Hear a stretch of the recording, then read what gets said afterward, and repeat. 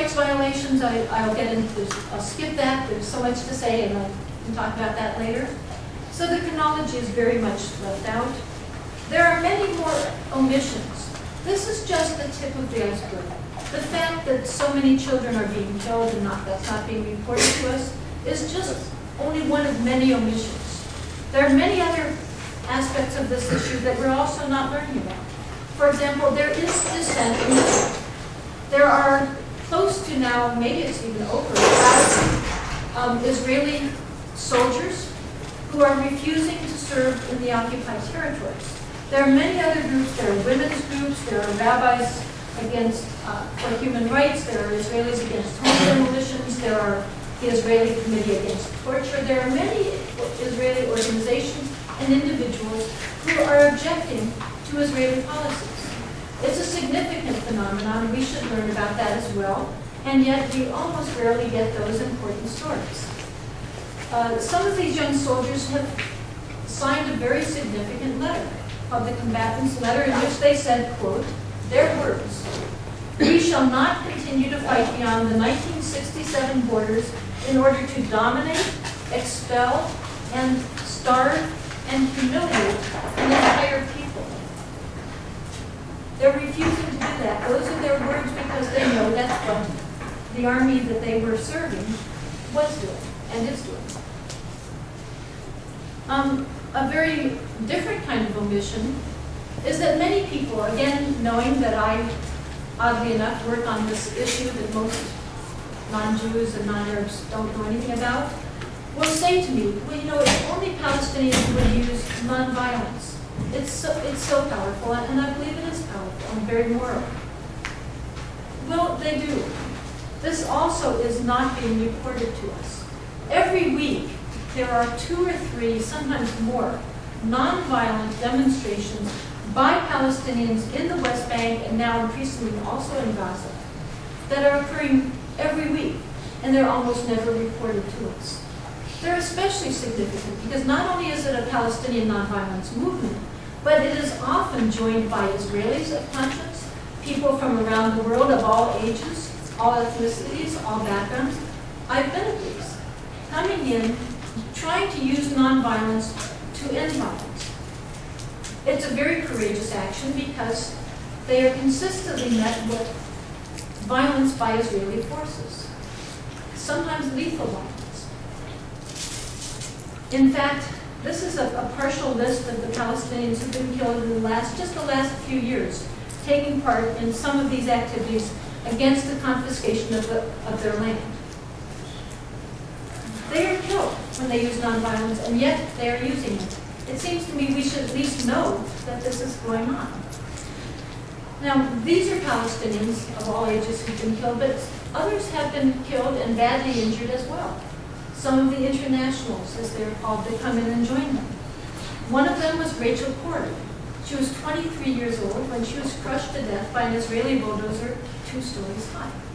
We barely heard about that. We did not hear about the significant follow-up stories about that death, as we should have and normally would have. But we heard a little bit about Rachel Corrie. We heard basically nothing about Tom Herndal, who was 21 years old, shot in the head. It's very valuable to read the book by his parents about that. Since the American media didn't bother to cover it, I think we need to learn about it. Others have not been killed but have been injured. This girl was 19 years old from Sweden. Her cheekbone was broken. Tristan Anderson from Oakland, California. Part of his brain has now been removed. He remains in critical condition, barely covered by the U.S. media, a little bit, barely. And Ryan Avery, who's still undergoing reconstructive surgery for being shot in the face. These are all significant omissions. If they had been done by Palestinians, they would have been newsworthy. These are being done by Israeli forces, not just random. These are Israeli forces, official Israeli forces funded by American taxpayers, and we're not getting the story. That's an odd news judgment to me. A very different type of omission happened in 2003. In 2003, on Capitol Hill was an extremely high-level blue ribbon commission reporting their findings on the Israeli attack on the USS Liberty.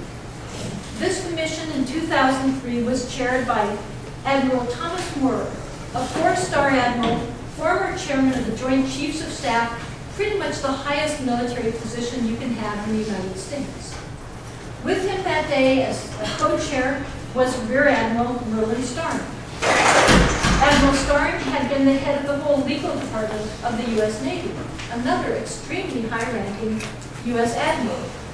Part of their commission was General Ray Davis, a Marine general, the highest-ranking Medal of Honor recipient in the United States. They announced their findings about the Israeli attack on a U.S. Navy ship that killed 34 Americans, injured over 170 American servicemen. The decks were running with blood.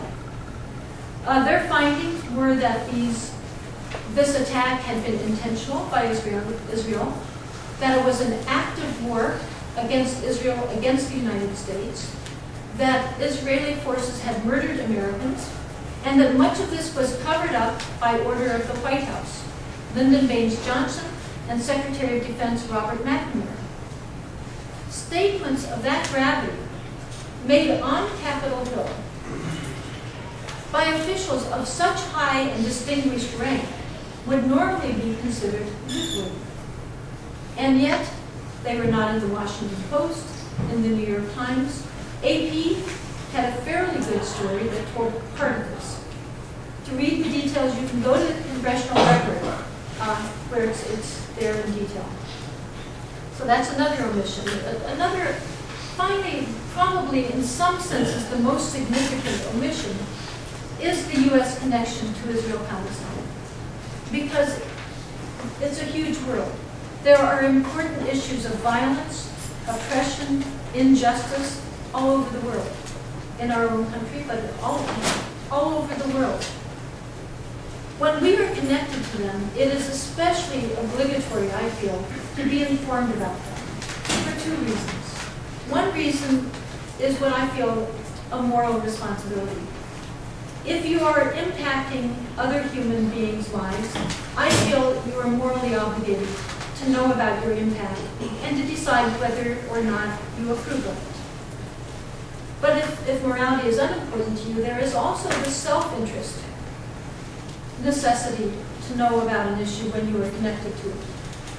Because if you are impacting other people's lives negatively, there is a high probability that at some point they will impact your life negatively as well. For those two reasons, I feel it is especially essential that we know our connection to this issue and we be informed accurately and fully on this issue. Well, as I said at the beginning of my talk, I felt this was irrelevant to me. I'm not Jewish. I'm not Arab. But it turns out I have a very close connection because my tax money goes to Israel in very large quantities. Israel, one of the smallest countries on the earth, and one of the wealthiest, usually rated among the top 25 or so, receives more of our tax money than any other nation on earth. More than all the starving countries of Africa put together. That gives us a very intimate connection to this region and this issue, and a responsibility to know how our money is being used. And yet this is almost never reported to Americans. We did a study at the San Francisco Chronicle, a 6-month study. They had over 250 stories about Israel-Palestine. Only 3 times did they mention that any U.S. money even goes to Israel, and only, in fact, usually in the last paragraph or so. And we were also going to count how many times they gave the full number, not just a piece of the aid that goes to Israel. We found they had never given the full number. So most Americans have no idea about any of this. There's much more to this. For example, our aid to Israel, unlike every other place on the planet, is given at the very beginning of the year with no strings attached.